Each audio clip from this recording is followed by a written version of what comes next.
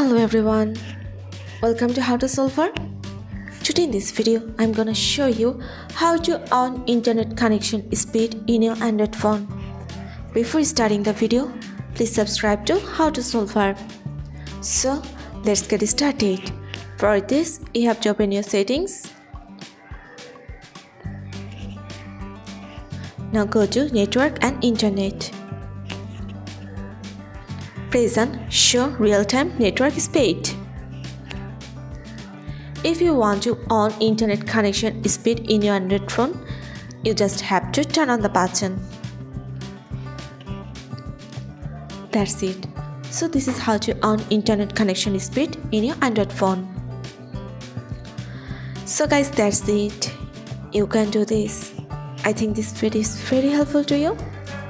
If it was, then give a thumbs up and hit the subscribe button. And thanks for watching.